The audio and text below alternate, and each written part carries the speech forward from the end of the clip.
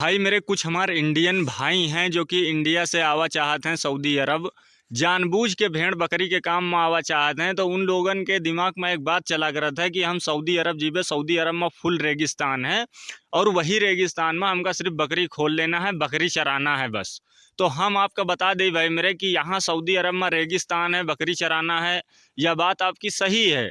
लेकिन यहाँ पर भाई मेरे बकरी चराने के साथ साथ कुछ और भी करना पड़त है। इंडिया से आयो, तुमका 150 बकरी दीस और 150 बकरी के बाद में तुमका वही में 50 मुर्गी दे दीस।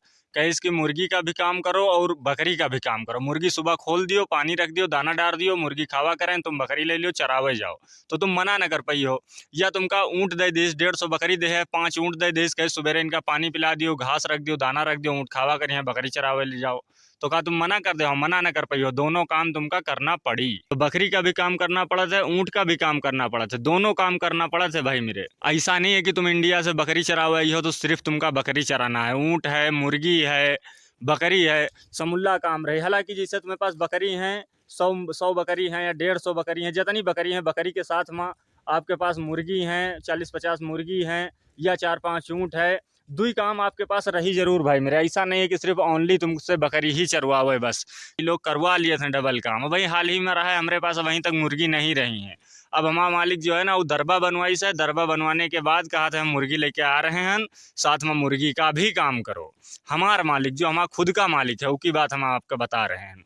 तो ऐसा है भाई मेरे, यूँ सोच के कभी ना आयो कि सिर्फ हमका बकरी चराना है, बंद करना है, चराना है, बंद करना है। भेड़ बकरी वालों के काफ़ी ज़्यादा जिम्मेदारी हुआ था, काफ़ी ज़्यादा काम रहा था।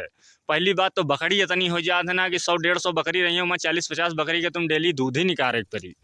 ऐसे हालत ख़राब हो जाता है। बच्चन का दूध पिलाओ, झाड़ू लगाओ, कोनो बीमार हुए इंजेक्शन लगाओ, मर जाए उठा के फेंको, बच्चा दिए उके साफ सफाई करो, और देखे मुर्गी के देखभाल करो, और ऊँट रखे है तो ऊँट के देखभाल करो, या कपिल के घर पर काम आएगा, कोनो पार्टी हुई गए या कोनो काम आएगा तो तुमका उठा के घर पर लेके चला जी, घर पर काम करवाई। ये सब चीज़ें हैं भाई मेरे, और तुम मना नहीं कर सकते हो कि हम यूँ ना करवाई, यू काम हमारा नहीं है।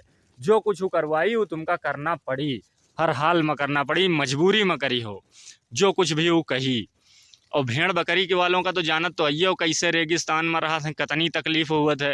इतना आसान नहीं है सिर्फ ओनली अगर तुमका भेड़ बकरी के काम दे दिया जाए ना, और कभो तुम अकेले नहीं रहे हो, जंगल बंजर में नहीं रहे हो ना, हमेशा पब्लिक वाली जगह में रहे हो, तब हो यहाँ आए के हालत ख़राब हो जी, परेशान हो जी हो।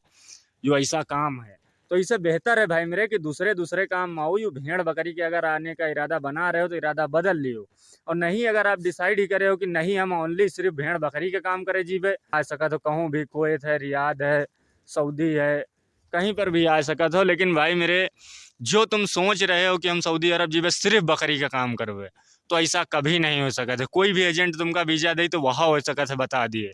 हाँ, तुमका ऊँट भी मिल सकत हैं, ऊँट हो सकत है, मुर्गी हो सकत है, ये सब हो सकत है। ऐसा नहीं कि सिर्फ तुम बकरी का काम करी हो। इतना काम करने के बाद सैलरी कितनी मिली? सिर्फ 1000-1200 रियाल बस, इससे ज़्यादा सैलरी ना मिली। 1000-1200 रियाल सैलरी प्लस खाना।